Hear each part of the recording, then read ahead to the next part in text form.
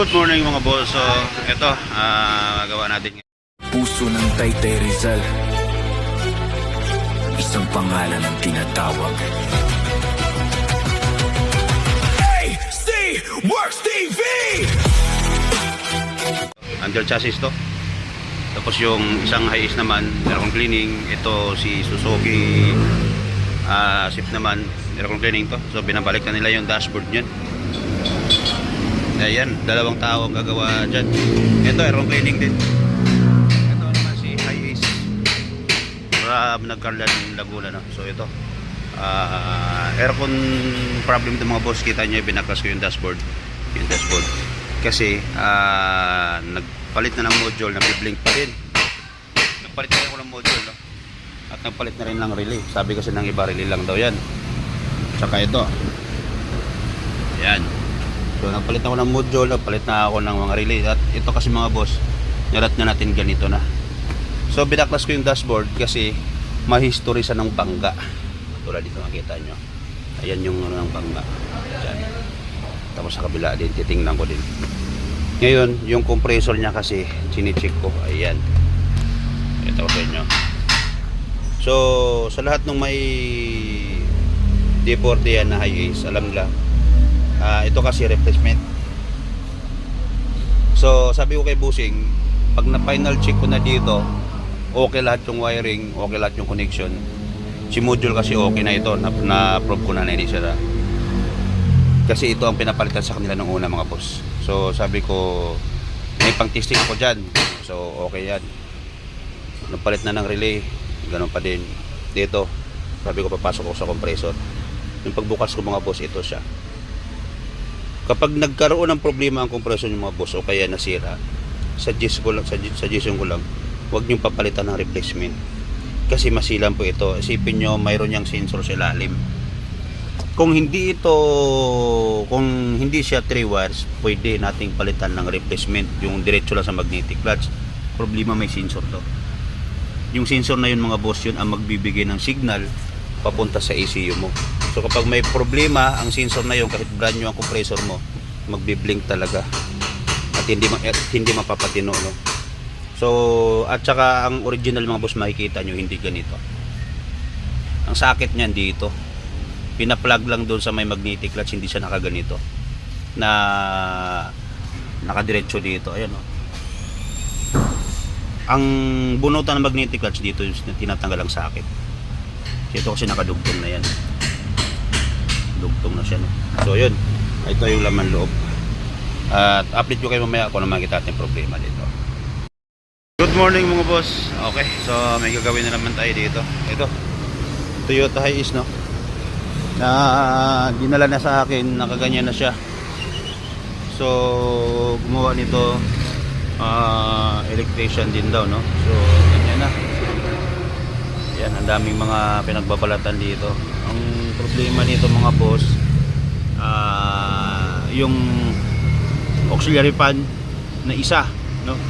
So namamatay daw. Ang ginawa ng may-ari, tinalian yung wire. Nung natalian, hindi naman ngayon umukay na siya, no? Umukay na. Pero ang nagiging problema niya, tuloy-tuloy high speed na kaagad kahit hindi pa naka-start yung makina, pag on pa lang. So yun ang pinaka-problema. Ngayon ang ginalaw daw nila, ito nakaganyan na. Ay, may wire. Oo, sa loob sir. May mga wiring na ganito na nilagay. Tapos nung ginalaw na daw nila, pati aircon hindi na gumagana. Tapos pati yung wiper, pina-pull out na lang niya doon sa gumagawa, no? So ito yung isang Hiace na taga Nagcarlan, Laguna. So ayan, okay na. Binalik na. So okay na yung ano nito. Napalit niya ng compressor, yung module, ganoon pa rin. Tapos yung wiring, no? So tingnan natin yung wiring. Ito yung module na pang testing natin. Tapos ibabalik na natin sa original. Ito, pinabakas ko kasi yung dashboard kasi inayos yung wiring. Okay. So okay na ito mga boss. Pull out na to. Kukunin na yan, no? Doon tayo sa isang Hiace. Yun na yung pupukusan natin ngayon. mayroon kasing wire dito na putol. Ito oh. Ano po yan eh, yan po yung, ano yan, tawag dito. Tinap dyan dati yung ano, para dito sa rear. Ah, sa rear. Oo, Okay. tinap dyan, yung rear. Tinap dun sa may fuse na may ano, fuse na maliit, para sa accessories. Ito. Opo, yung mga banay niyan, nakalabas na yan. Okay. So, ang kaya nagbukas to dahil sa troubleshoot na wala ng aircon. Malakas ang ano, sir. Malakas yung high speed, hindi niya makuha-kuha kung paano mapatay yung high speed.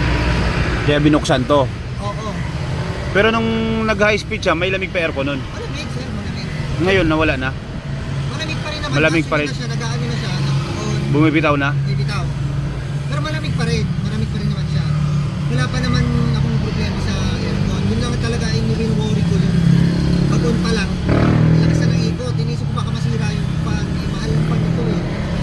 Tapos baka sirain yung mga iba dito. Like relay. Pag start, ito bumibitaw. Hindi. Pag in-aircon po. Pag in-aircon, sige. Start to? Sige, sir.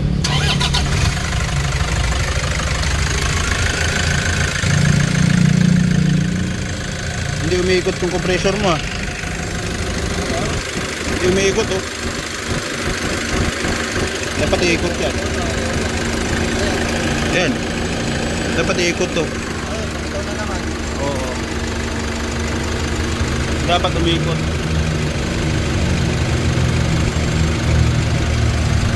Kasi pag hindi umiikot yun, bibitaw talaga siya. Troubleshoot tayo. Medyo malaki-laki ang ano ah.